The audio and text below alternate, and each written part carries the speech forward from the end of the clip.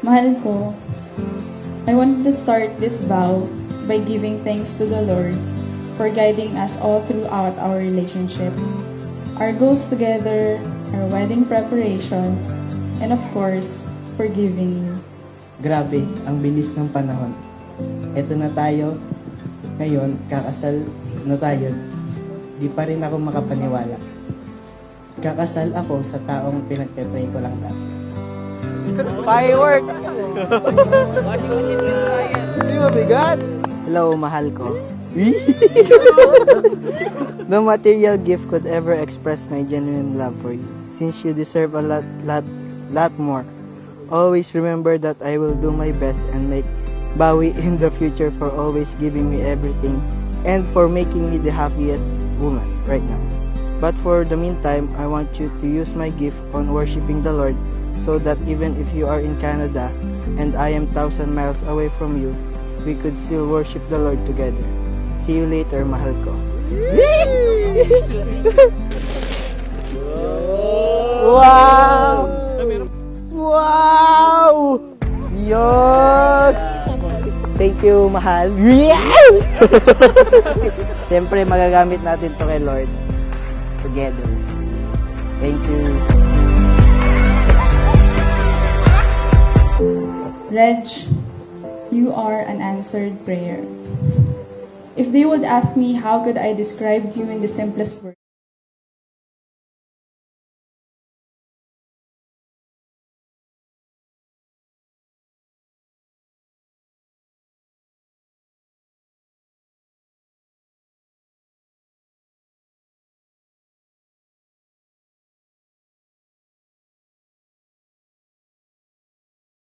Is to give you the life you deserve.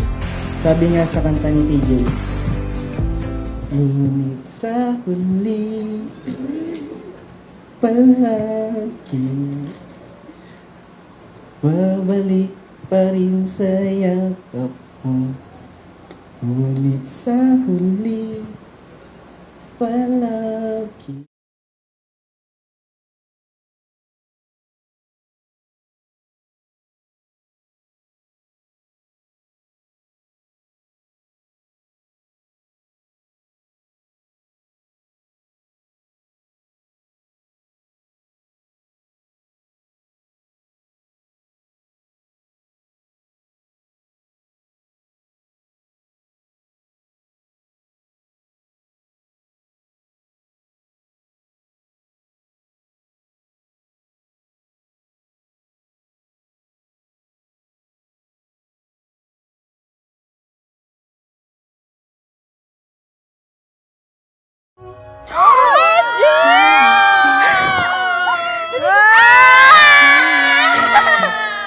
Hi love, this is my gift for you.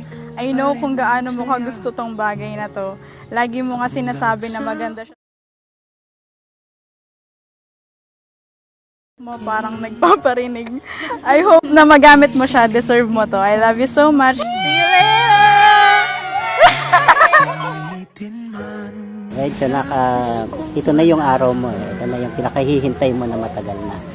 Sana sa pagbuo mo ng pamilya ay pakamahalin mo yung asawa at yung magiging mga anak nyo.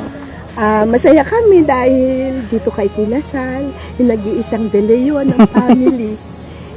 Wish you good luck sa inyo ni Amery. God bless at lagi lang naman kami nandito para sa inyo. Maraming salamat po sa inyo. Maraming salamat po na tumayo kayo as parents namin ni Amery ko. Maraming salamat po. Mommy, Daddy, thank you so much. Thank you sa mga sacrifices nyo sa lahat-lahat. Kayo mag-alala kahit na magpapakasal na ako, hindi ko naman kayo pababayaan. Ako pa rin si Am-Am na binibaby nyo palagi. Darating talaga sa buhay natin yung magpapamilya. Kailangan anak, magsama kayo mabuti ni Reg. Mahal na mahal ka namin, anak. Ano ba? Ikaw naiiyak. Mahal na mahal ka namin.